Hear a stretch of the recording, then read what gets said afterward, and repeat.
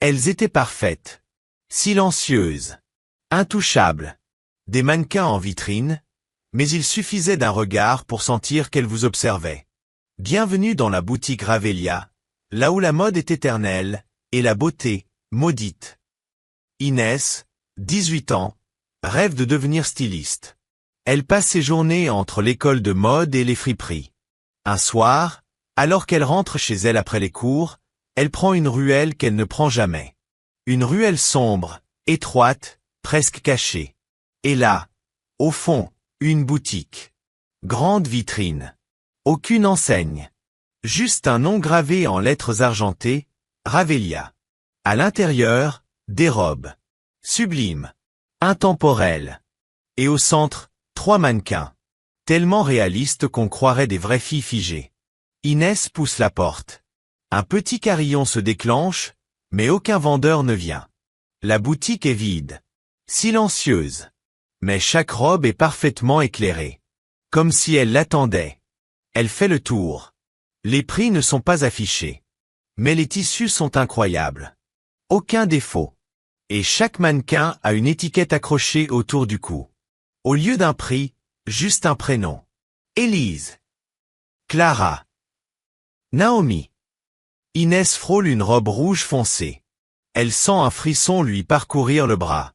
Elle recule. Puis remarque un 4e mannequin, au fond de la boutique. À moitié caché derrière un rideau. Il est tourné vers le mur. Pas d'étiquette. Elle avance. Curieuse. Mais en s'approchant, elle jurerait que le mannequin a légèrement bougé la tête. Elle recule brusquement. Le carillon retentit à nouveau, tout seul. La porte est restée ouverte. Mais dehors, la ruelle a disparu. Comme si la boutique flottait dans une autre rue. Inès sort en courant. Le lendemain, elle revient avec une amie. Mais à la place de la boutique. Un mur gris. Vide. Aucune vitrine. Aucune trace de Ravelia. Le soir même, Inès repense à la boutique. Impossible de dormir. Elle revoit les mannequins. Leur peau. Leur posture. Leurs yeux. Elle finit par se convaincre que c'était un rêve, ou un coup de fatigue. Mais au réveil, sur son bras, elle découvre une petite marque rouge. Comme une couture fine, juste à l'endroit où elle a touché la robe rouge. À midi, elle retourne dans le quartier. Et là, surprise, la boutique est revenue. Même vitrine. Même mannequin. Même silence. Elle entre, cette fois plus lentement. Mais un détail change tout. Il y a maintenant 4 mannequins en vitrine.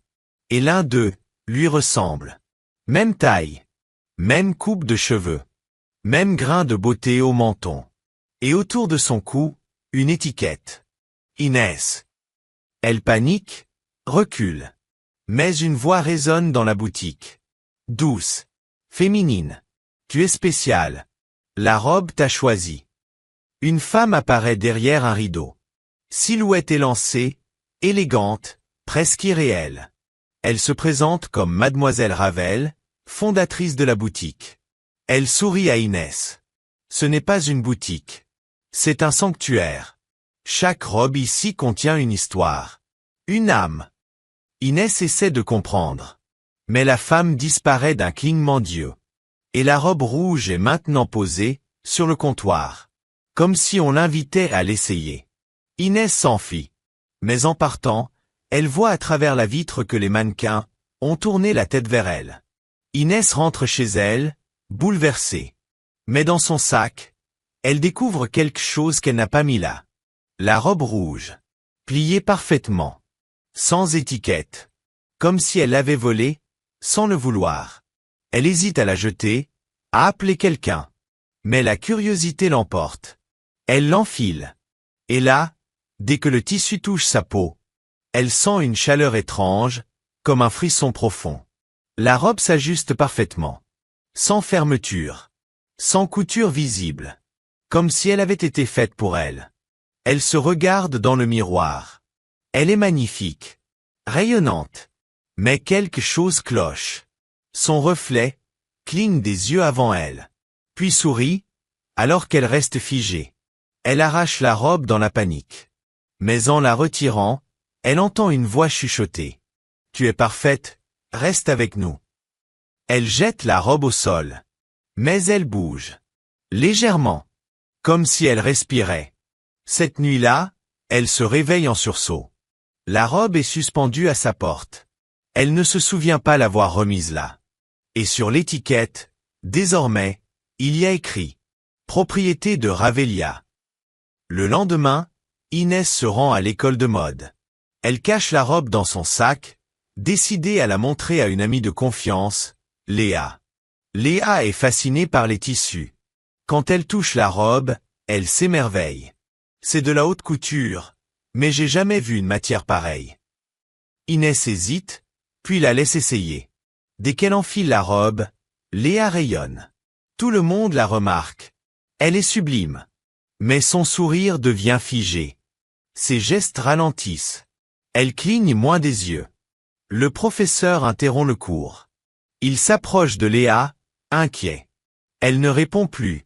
Elle reste debout, immobile, comme une statue. Inès retire la robe en urgence. Léa s'effondre. Elle reprend son souffle. En larmes. Elle ne se souvient de rien. Mais plus tard, en regardant les vidéos de surveillance du bâtiment, Inès voit quelque chose d'impossible. Pendant 3 minutes, Léa ne projetait plus d'ombre. Ce soir-là, elle fait des recherches. Et découvre une légende urbaine. Une boutique, introuvable en journée, qui vole la beauté et l'âme de celle qui la cherche. Et toujours, le même nom revient, murmuré sur des forums anonymes. Ravelia. Inès retourne à Ravelia. Cette fois, elle y va seule, déterminée à comprendre. La boutique est ouverte. Silencieuse. Mais il y a une nouvelle section qu'elle n'avait jamais vue. Une pièce fermée. Au fond, derrière un rideau noir. Elle s'y glisse discrètement. À l'intérieur, une robe. Pas exposée. Pas éclairée. Enfermée dans une vitrine en verre, comme un objet maudit. Une robe noire, cousue avec des fils d'argent. Son étiquette ne donne pas de prénom, mais une inscription. Ne pas porter. Inès est hypnotisée. Elle ne sait pas pourquoi, mais elle sent que cette robe-là est différente. Elle pose la main sur la vitre. Et dans le reflet, elle se voit en mannequin, figée, ses yeux vides. Derrière elle, les 3 sœurs en vitrine l'observent et sourient. Mademoiselle Ravel apparaît soudainement derrière elle. Elle parle doucement, comme si elle récitait un poème. Cette robe contient l'âme de celle qui a tout déclenché. Elle ne pardonne pas. Elle ne relâche jamais. Si tu la portes, tu ne te retrouveras plus jamais. Inès veut partir, mais au moment de faire demi-tour. La robe noire n'est plus dans sa vitrine. Et dans son sac, elle sent un tissu froid. Elle n'a rien pris. Elle le jure. Mais elle est repartie avec la robe interdite. Inès rentre chez elle, paniquée. Elle pose le sac loin d'elle, sans l'ouvrir. Mais la robe noire semble peser dans toute la pièce. L'air devient plus lourd. Les lumières clignotent. Elle file dans la salle de bain pour se calmer. Mais en levant les yeux, son reflet n'est plus là. Le miroir est vide. Et pourtant, elle est bien là, debout. Elle touche la glace, elle est froide, normale. Mais elle ne se reflète plus. Elle vérifie les autres miroirs de la maison. Même chose. Aucun reflet. Comme si elle n'existait plus dans ce monde. Et puis, dans le miroir du couloir, un reflet apparaît enfin. Mais ce n'est pas elle. C'est une autre version d'elle-même. Pâle. Les yeux noirs. Les lèvres cousues. Le reflet bouge sans elle. Il lève la main, et trace un mot sur la vitre embuée. À ton tour. Inès s'enfuit. Elle court chez Léa, sa seule amie de confiance. Mais quand Léa ouvre la porte, elle sursaute. Inès? C'est toi? Tu fais peur. Inès demande un miroir. Léa lui montre son téléphone. L'écran ne capte rien. Et derrière elle, dans l'entrée, la robe noire est accrochée. Comme si elle les suivait. Inès et Léa décident de fouiller ensemble. Elles cherchent des infos sur la boutique, sur Ravel, sur les robes. Mais tout ce qu'elles trouvent, Ce sont des rumeurs, des témoignages flous, des messages supprimés. Jusqu'à ce qu'un nom ressorte, Émilie Garnier. Une étudiante en stylisme disparue 10 ans plus tôt, après avoir parlé d'une robe vivante. Inès découvre que la mère d'Émilie habite toujours en ville. Elles vont la voir. La femme est fatiguée, marquée, mais quand Inès lui parle de Ravelia, son visage se fige. Elle disparaît un instant, puis revient avec une petite boîte. Dedans, un carnet. Le journal d'Émilie. Écrit à la main, encre noire, page cornée. Il parle d'une robe parfaite. D'un regard dans le miroir. D'un rêve où elle se voyait enfermée dans une vitrine, sans pouvoir crier. Dernière page. Un dessin. 3 mannequins, alignés. Et une 4e silhouette, floue, au centre. Légende. Si je la porte, je deviens elle. Inès tourne la dernière page. Elle y lit une date, entourée plusieurs fois. Ce soir. Exactement 10 ans jour pour jour après la disparition d'Émilie. Et dans le carnet, une phrase, griffonnée comme un avertissement. Elle revient tous les 10 ans, pour choisir la prochaine. Inès retourne une dernière fois à Ravelia. Elle veut savoir. Comprendre. Sauver Léa. Se sauver elle-même. La boutique est ouverte, comme toujours. Mais cette fois, tout est différent. Les lumières sont faibles. Le sol semble collant. Et l'odeur, comme de la cire chaude. Elle avance lentement. Les mannequins en vitrine ont changé de position.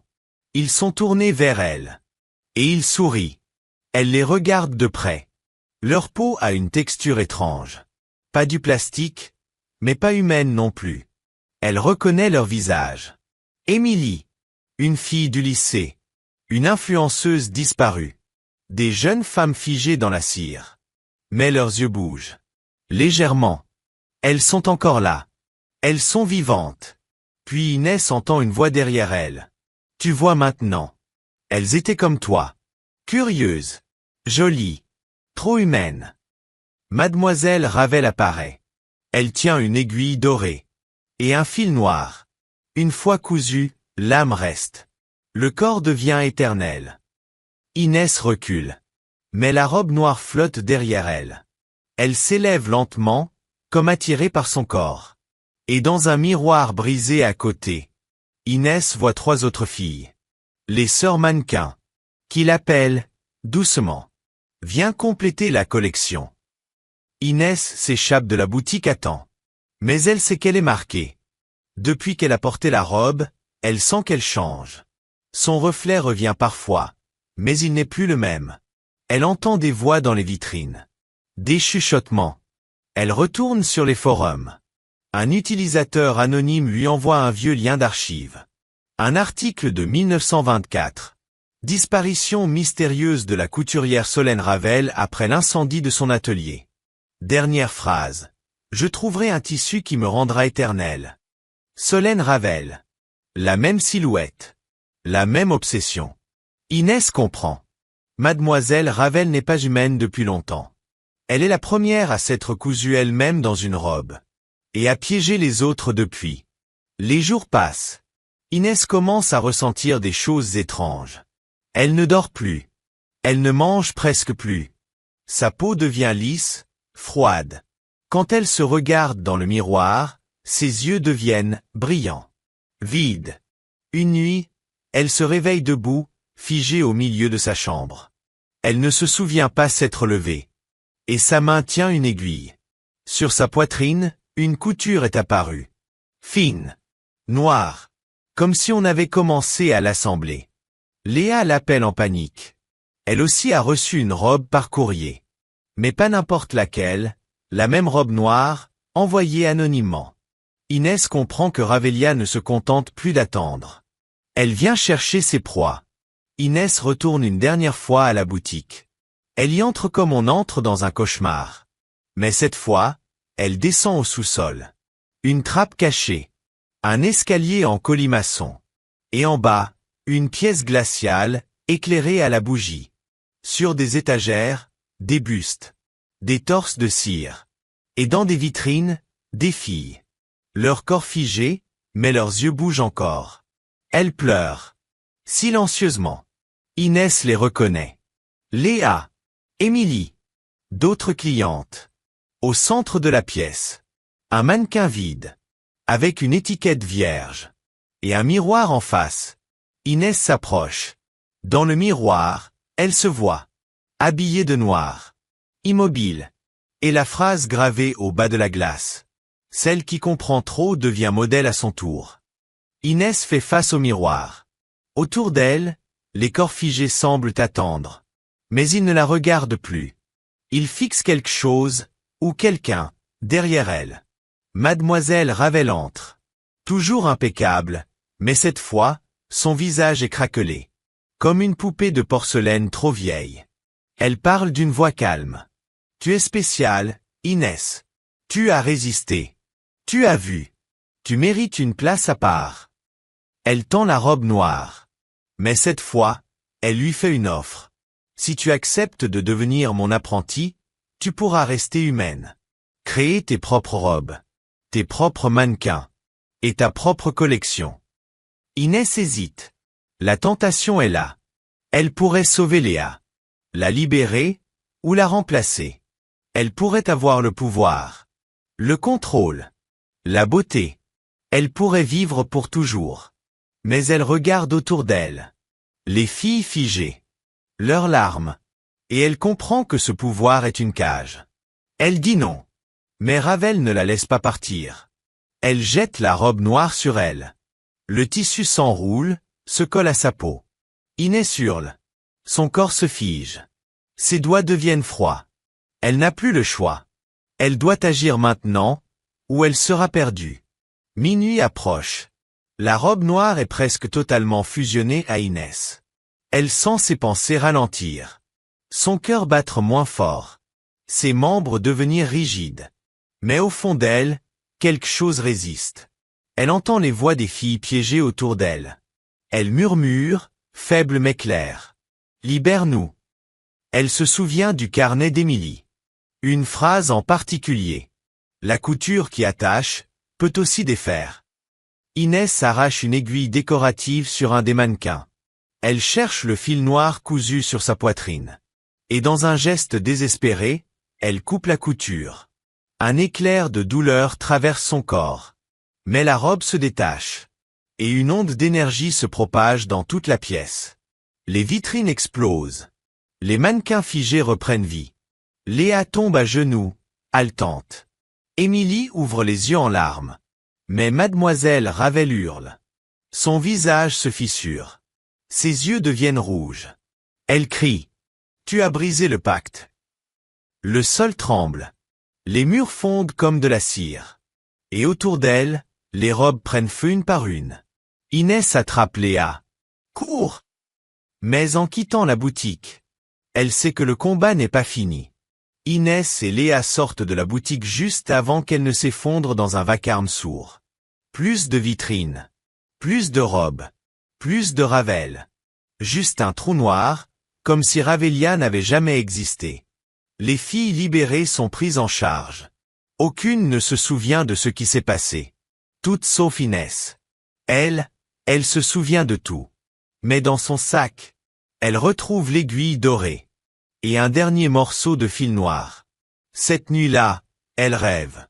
Ravel est là, au bord d'un lac noir. Elle ne parle pas. Mais elle tient dans ses mains, la robe interdite, intacte. Et dans le ciel, une voix murmure. Tant qu'il y aura du tissu, il y aura une couture à refaire. Inès se réveille en sursaut. Elle comprend. Le mal ne disparaît jamais vraiment. Il change juste de forme. Des mois ont passé. Inès a quitté la ville. Elle ne parle plus de ce qu'elle a vécu. Elle suit des cours de couture, loin, dans un autre pays. Elle veut créer du beau, du vrai. Mais un jour, alors qu'elle entre dans une mercerie, elle remarque une vitrine. Une robe rouge y est exposée. Parfaite. Trop parfaite. Et à côté, un petit mannequin. Pas de tête. Pas de bras. Mais autour de son cou, une étiquette. Elle s'approche. Il y a écrit un prénom. Inès. Elle sourit tristement. et s'éloigne sans rien dire. Mais dans le reflet de la vitrine, quelqu'un la regarde encore. Certaines boutiques n'apparaissent qu'à ceux qui cherchent plus que des vêtements. Celles qui veulent briller, changer, s'échapper. Mais parfois, ce qu'on met sur soi s'attache bien plus profondément qu'on ne le pense. Alors si un jour vous voyez une robe trop belle pour être vraie, ne l'essayez pas. Elle pourrait déjà vous avoir choisi. Si cette histoire vous a captivé, alors imaginez ce que Ravelia pourrait encore cacher dans ses sous-sols. Abonnez-vous, activez la cloche, et dites-nous en commentaire, quelle robe oseriez-vous essayer, si personne ne regardait. On se retrouve très bientôt pour une nouvelle histoire. Mais faites attention, parfois les vitrines vous observent en retour.